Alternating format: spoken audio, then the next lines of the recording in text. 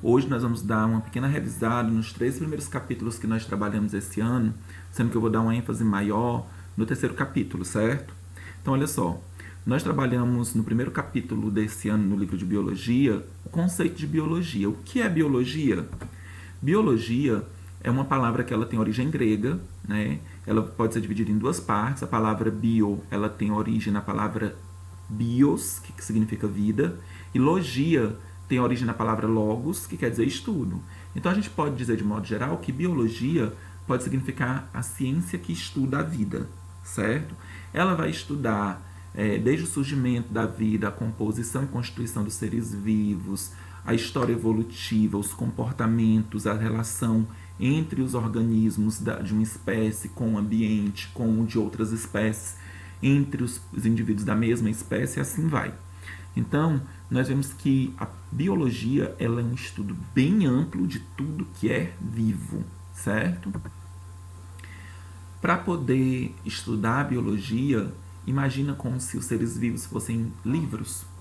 E se eles estiverem todos desorganizados em uma biblioteca, não vai dar para a gente poder entender muita coisa direito. Então, para a gente poder entender melhor, fazendo a analogia, a comparação, uma biblioteca, para ficar organizada, eles separam, né? Bota os livros de romance de um lado, as crônicas de outro, vai colocar ficção de outro lado, vai colocar contos em outro, fábulas em outro e assim por diante, vai organizando as estantes. Pois na biologia, para poder organizar, eles dividiram em grandes 5 reinos. Eu vou ter o reino Monera, que vai ser o reino que estuda as bactérias, né? Eu vou ter o reino Protista, que vai ser o reino que vai abranger todos os protozoários e algas unicelulares. Eu vou ter o reino Planta, que vai ser o reino que vai conter dentro dele todos os seres fotossintetizantes, né? Que são do reino vegetal, que são das plantas, certo? Eu vou ter também aí o reino Animalia, que são o reino que vai trazer todos os seres multicelulares heterotróficos. E eu vou ter o reino Fungi, que vai abrigar todos os organismos unicelulares, filamentosos, heterotróficos, certo? Só uma distinção, quando eu falo sobre seres fotossintetizantes, são seres capazes de produzir seu próprio alimento, certo? Eles produzem seu próprio alimento através da fotossíntese, né? Ou, quando eu chamo também autotrófico, pode ser através da quimiossíntese. E já quando eu falo seres heterotróficos, são seres que não produzem seu próprio alimento. Exemplo, uma planta, se você deixar ela com água, sol e alguns minerais no solo, ela produz seu próprio alimento, né, sozinha. Já se você coloca uma vaca sozinha com água e sais minerais, ela não produz seu próprio alimento. Então o que ela faz? Ela precisa comer um outro ser vivo, então ela vai lá e come a planta. Então funciona mais ou menos assim.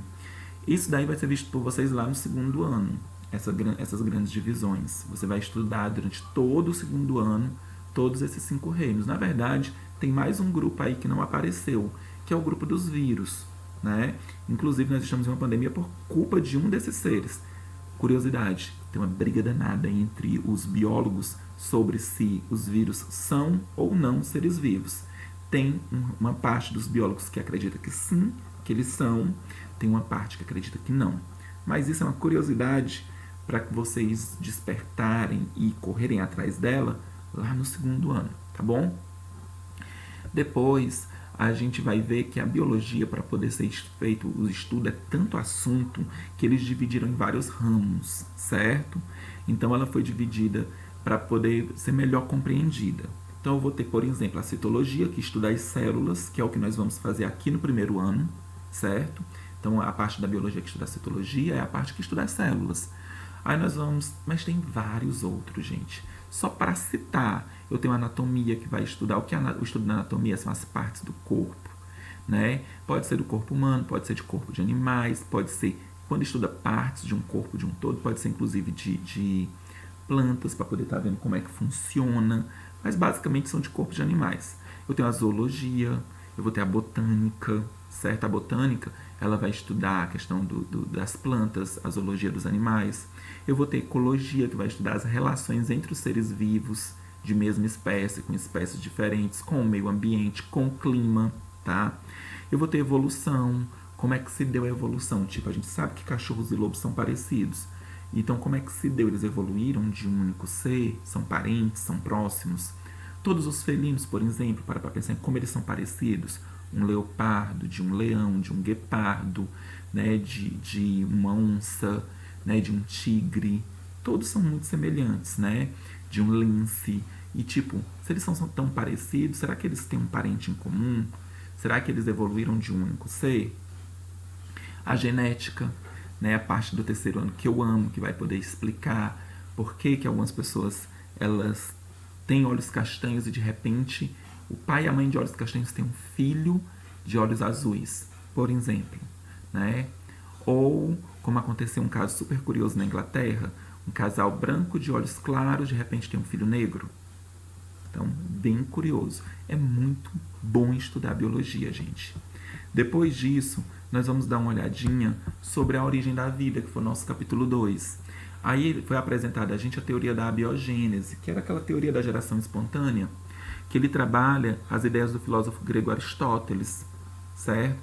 Ele acreditava que a vida surgia espontaneamente. Essa teoria acreditava, por exemplo, que se eu jogasse panos sujos e milho em um canto da casa, surgiriam ratos, ou se em um canto escuro eu jogasse comida e começasse a apodrecer, surgiriam baratas, né? Ele acreditava que de seres não vivos poderiam surgir seres vivos. A palavra abiogênese, esse A é negação, bio é vida, gênese é origem. Então seria o quê? Que a origem da vida ela não seria através de outro ser vivo. Então, basicamente, o que é a biogênese? É uma teoria que acredita que seres vivos podem surgir de seres não vivos. Se eu pegasse carne podre e deixasse em um local, surgiriam vermes. Eles acreditavam nisso. Durante muitos séculos, sábios e médicos famosos trabalharam usando como referência as teorias de Aristóteles, certo? Só que com o passar do tempo, surgiu a teoria da biogênese. A biogênese, palavra bio quer dizer vida, gênese origem. Eles acreditavam que a vida só tinha origem em um outro ser vivo. Um ser vivo só pode nascer de outro ser vivo, né? A gente tem aqui o Francesco Redi, certo? Que ele nasceu em 1626 e faleceu em 1697. Nós temos Louis Pasteur, que ele já nasceu em 1822 e faleceu em 1895, como seus principais representantes. Olha uma curiosidade. A teoria da abiogênese surgiu em 384 a.C. Foram precisos quase 2.000 anos para surgir teorias que estavam refutando, estavam contrariando a teoria da abiogênese, que era tida como correta.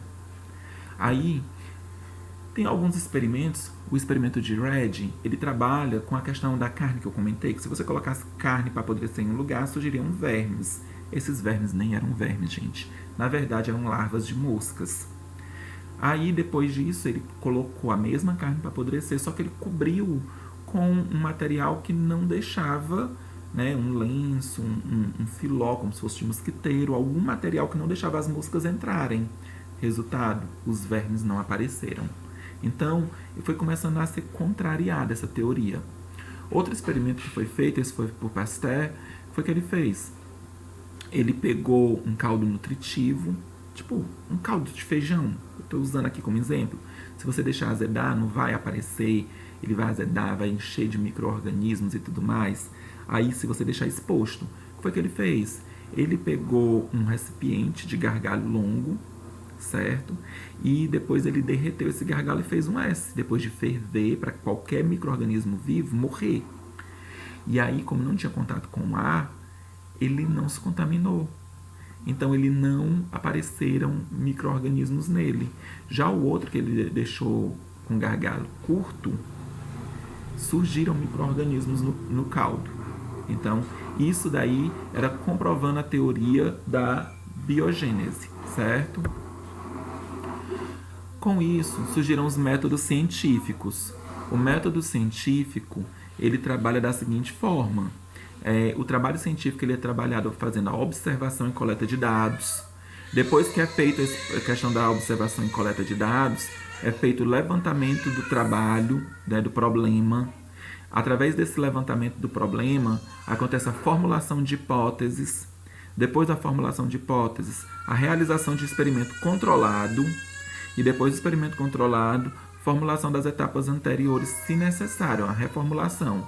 Então, um exemplo, é observado que carne podre aparece vermes, que no caso são larvas. Depois é feito um levantamento desse problema. Por que aparecem essas larvas? Então é feita a formulação da hipótese. Tinha gente que acreditava que ia nascer de outro ser vivo, tinha gente que acreditava que nascia do nada. É feita a realização de experimentos controlados. Um deixa exposto para que as moscas pousem na carne, outro cobre com material que não permite. E depois de observado os resultados, eles vão fazer a questão da consolidação do trabalho, criando hipóteses do porquê que aconteceu isso.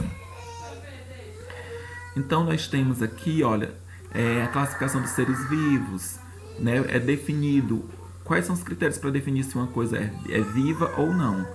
Ele dá como exemplo como é que é feito para poder fazer uma arrumação. Ele colocou aqui, olha, vários objetos e ele organizou esses objetos de acordo com as cores, né? Então, da mesma forma, é feito com seres. Foram colocados vários seres vivos e depois eles foram organizados, certo?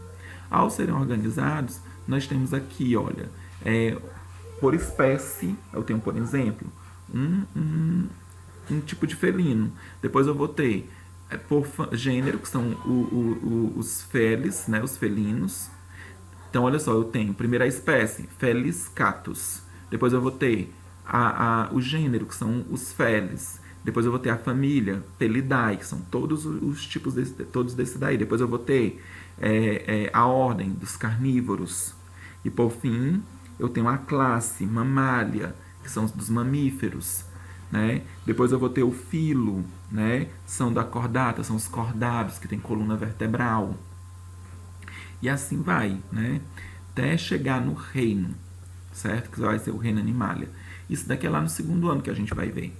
Aí na classificação, ele mostra, ó, do ser humano, comparando ao cão doméstico, ele compara espécies, Homo sapiens, canis familiares, gênero, Homo e canis, família, Hominidae e depois Canidae. Aí eu vou ter ordem, primates e depois carnívora. Eu vou ter classe, Mammalia, também Mammalia. Filo, cordata para os dois. E eu vou ter reino, Animalia para os